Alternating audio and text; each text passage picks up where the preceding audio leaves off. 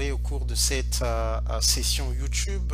Nous allons commencer une série de vidéos sur le CCNA 200-301. Le CCNA 200-301 vient en remplacement du CCNA 200-125. Donc c'est un examen qui a été remodelé pour le mettre en phase avec l'évolution des technologies, pour faire évoluer les concepts. Et il y a des changements. L'un des grands changements est que l'ancien CCNA 200-125 pouvait se prendre en deux examens. Le nouveau CCNA se prend en un seul examen. Donc il y a beaucoup de concepts à assimiler et il est plus adapté. Je pense que l'un des éléments à prendre en considération, c'est le fait que cet examen prend en compte les technologies qui concernent la virtualisation. Donc, c'est dans ce contexte que Cisco a voulu remodeler cet examen pour le mettre en phase avec l'évolution des technologies. Donc, au cours de cette présentation, de cette introduction, nous allons essayer de répondre à quelques questions. Et avant de le faire, je vais rapidement partir sur le site de Cisco et voir un peu le schéma des examens. Principalement, l'évolution des examens, c'est qu'il y a le entry level, l'associate, le spécialiste, le professional, le expert et le architect. Le CCNA est un niveau associate. L'avantage du système des certifications est que vous n'avez pas besoin, par exemple, d'avoir un baccalauréat, vous n'avez pas besoin, il n'y a pas de prérequis en termes de curriculum officiel dans le système francophone. Parce que ce dont vous avez besoin, c'est de vous documenter ou de prendre une formation auprès dans un institut ou encore il y a de ceux qui ont la capacité de faire l'autodidacte. Personnellement, j'ai appris les technologies par l'autodidacte. L'avantage est qu'il y a les outils qui permettent de faire la pratique. Donc c'est possible. Donc je vais rapidement voir au niveau de l'entry. Au niveau de l'entry, nous avons le CCT.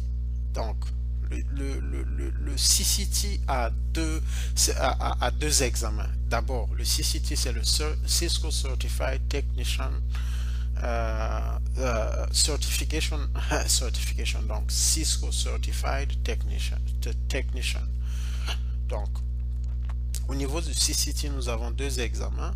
Il y a le 100 et le 490 qui est à l'examen consacré au routing and switching. Donc le routing, nous l'avons déjà vu. Si vous repartez dans nos vidéos sur le CCNA en général, nous avons le routing. Ce sont principalement les technologies qui concernent les routeurs. Et le switching concerne les technologies concernant le switch. Et l'examen 010-151 concerne principalement les technologies concernant le data center. Donc ça c'est en ce qui concerne le CCT. Maintenant, en ce qui concerne le CCNA, vous allez remarquer que le CCNA dans le nouveau concept est la base du niveau professionnel. Donc je vais repartir sur All Certifications.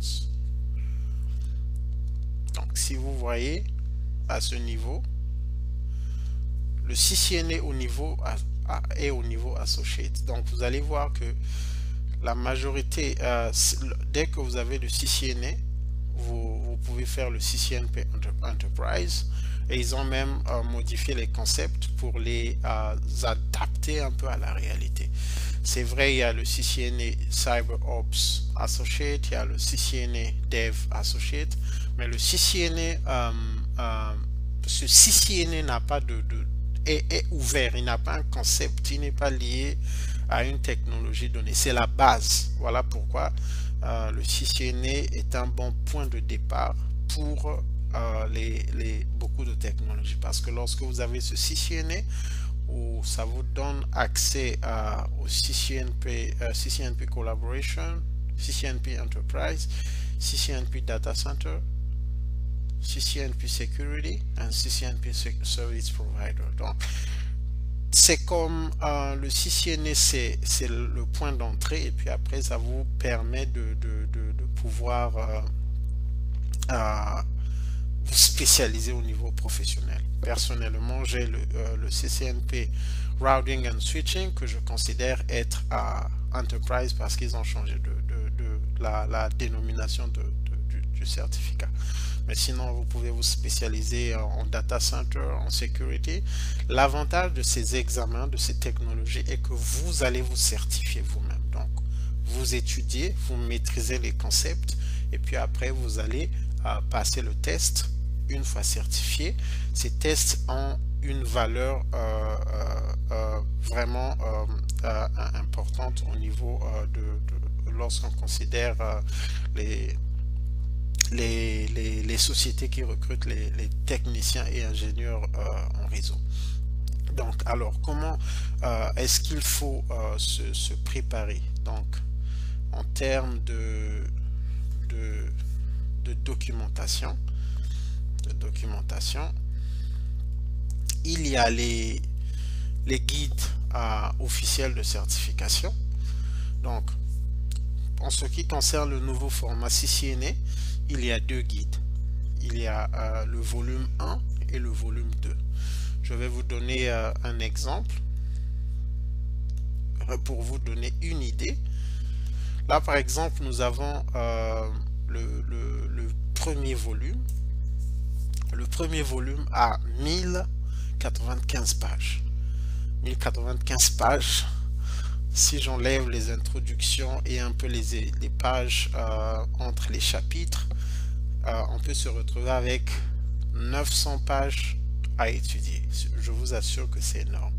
De ma petite expérience, les gens à qui j'ai remis ces documents pour lire n'ont jamais pu, parce que d'abord, pour nous les francophones, ça vous met dans le challenge de comprendre des concepts technologiques en anglais, ce qui est difficile, et en même temps d'apprendre la langue anglaise. Donc voilà pourquoi l'objectif de CITS est de mettre à votre disposition des documents, des vidéos YouTube, et nous avons aussi des labs, des guides de pratique que nous mettons à la disposition de nos étudiants pour étudier. Ça facilite donc le temps que vous apprenez l'anglais élémentaire. Nous mettons à votre disposition des labs pour vous faciliter l'apprentissage de la technologie et évoluer dans l'apprentissage de la langue au même moment, pour ne pas que vous soyez obligé de lire des longs documents. Cela n'empêchera pas que vous puissiez faire recours aux documents officiels si vous voulez, pour approfondir les concepts. Mais bon, c'est à vous de faire le choix. Et il y a aussi la recherche sur YouTube. Vous pouvez faire, lorsque vous apprenez un concept, par exemple IPv4, vous pouvez partir sur YouTube, adresse IP version 4, vous allez lire des informations en français et en anglais. Ça, tout dépend de la méthode d'étude, excusez, et des stratégies. Chacun a ses stratégies. Maintenant, je vais repartir sur ce guide. Donc, ça, c'est le premier guide. Il a 1095 pages. Le deuxième guide, je pense qu'il a 1200, ici en 1400 parce qu'il est mal formaté, mais il doit avoir 1200 pages. Donc, vous comprenez que les deux guides, voilà pourquoi, en termes de durée, je pense que pour se préparer très bien au certificat, je considère entre 12 et 18 mois, selon le temps que vous consacrez. Si vous consacrez par exemple 2 heures à 3 heures d'études, vous pouvez le faire, vous pouvez être prêt en 12 mois. Si vous consacrez, en 18 mois, excusez, voire plus. Si vous consacrez 4 heures à 5 heures, vous pouvez être prêt en 12 mois. Mais la quantité d'heures ne définit pas aussi la qualité de votre étude. Donc, il faut être méthodique, rigoureux et aussi le faire en prenant en compte les exigences de l'examen. Donc, quand je parle des exigences, je vous donne une piste. Par exemple, ici, nous sommes sur la première partie du premier guide. Donc, la première partie a 3 chapitres. Nous avons l'introduction au TCP/IP, les fondamentaux du LAN et les fondamentaux du WAN et le IP routing. Maintenant, si vous allez au premier chapitre, avant de rentrer dans la profondeur du chapitre, il y a des questions. Il y a, par exemple, ici, il y a 7 questions. Chaque chapitre est conçu de la sorte. Donc, si ce guide a, par exemple, 22 chapitres, chaque chapitre aura, par exemple, il y aura des chapitres qui auront 15 questions, il y aura des chapitres qui auront 7 questions.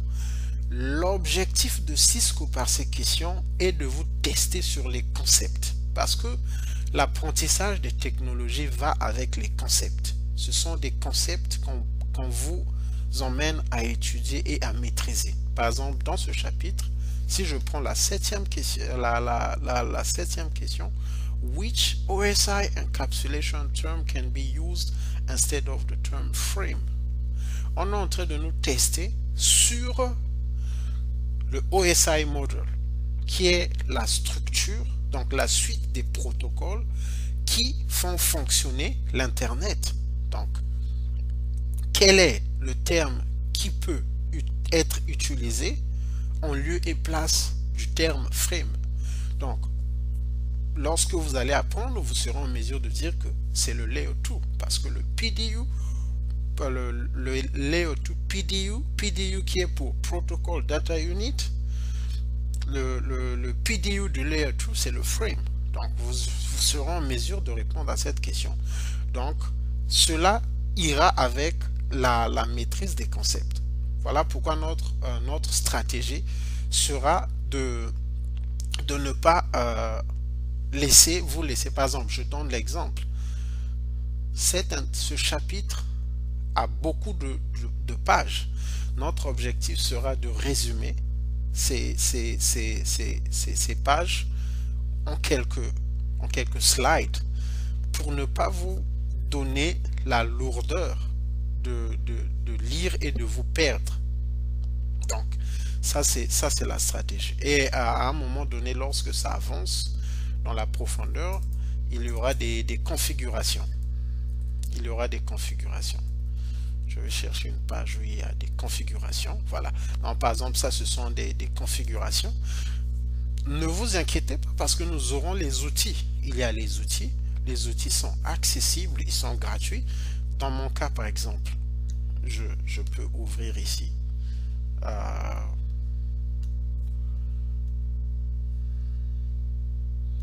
des examens, des exercices que je fais. Le temps que ça s'ouvre. Donc, j'aimerais insister sur le terme concept. Lorsque vous apprenez une technologie, focalisez-vous à comprendre les concepts. Parce que il y a de ceux qui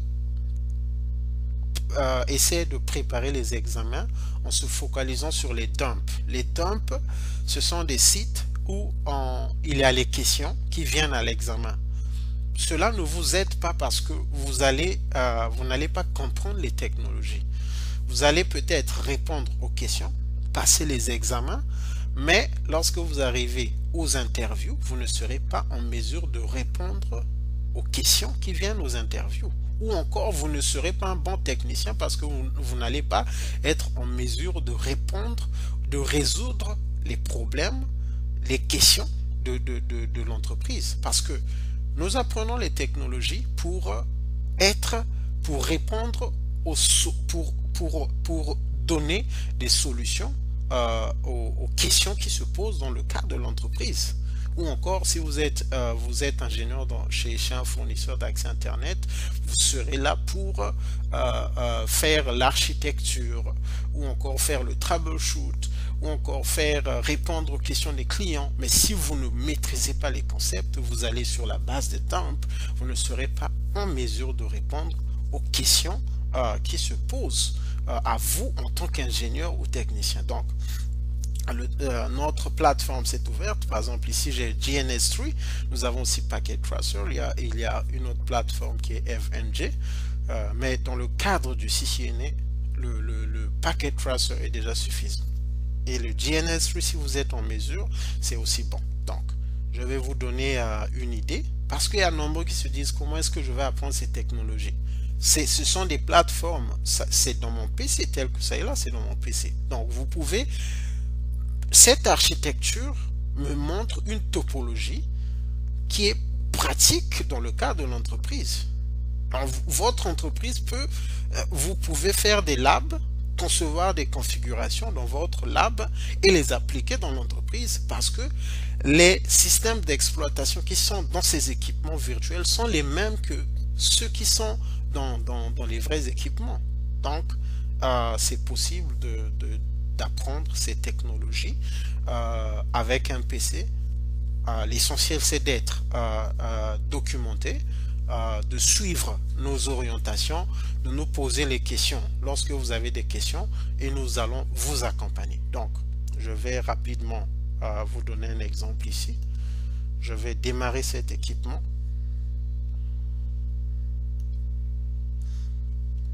Donc, vous voyez, ils sont en rouge. Là, je suis en train de les démarrer. Donc, pendant que je suis en train de les démarrer, ils sont en train de... C'est la même chose comme lorsqu'on démarre un ordinateur. Il va sur les étapes. Je l'ouvre maintenant. Je veux ouvrir celui-ci, par exemple.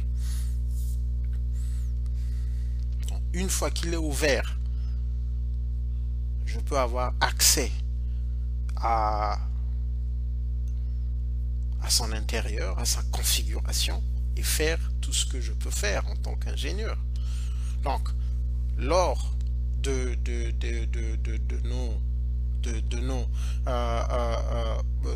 nos vidéos vont aborder seront sur deux volets. Il y aura des vidéos sur les concepts et il y aura des vidéos sur des examens, sur des guides pratiques sur des concepts. Donc, nous allons faire la théorie et en même temps faire la pratique. Donc, ici, là, j'ai mon équipement. J'ai l'équipement. Il est totalement activé. Donc,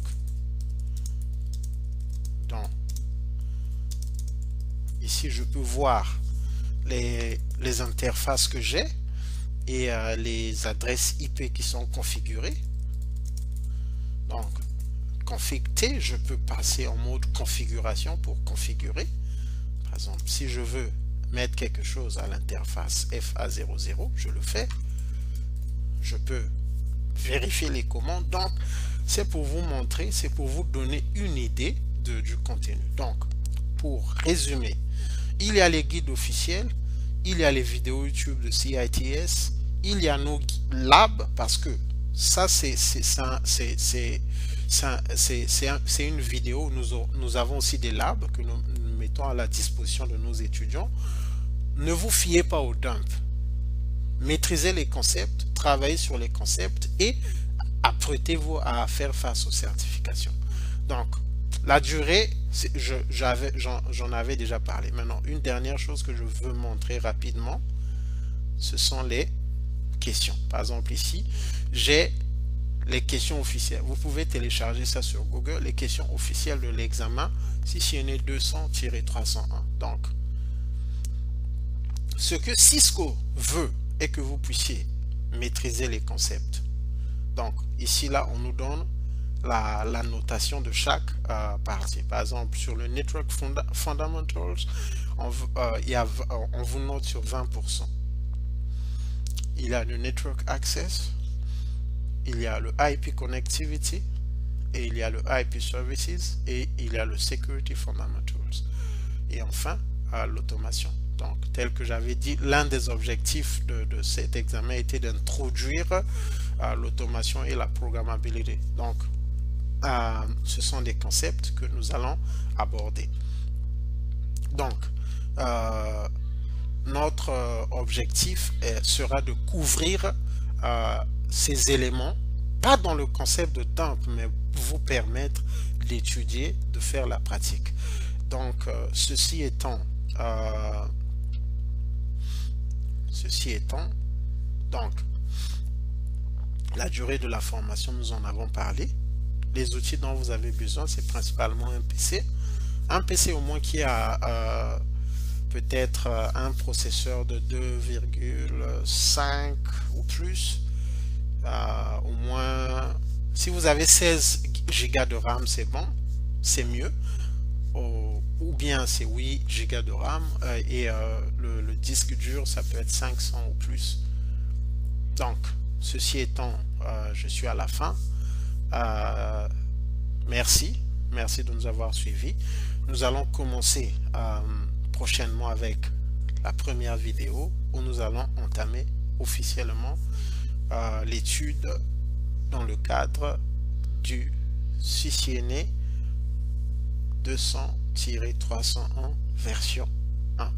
Si vous avez des questions, des suggestions, des commentaires, commentez sur YouTube. Nous allons revenir vers vous. Envoyez vos emails à support@congo-its.com. Merci. Que Dieu vous bénisse. Merci de nous avoir suivis.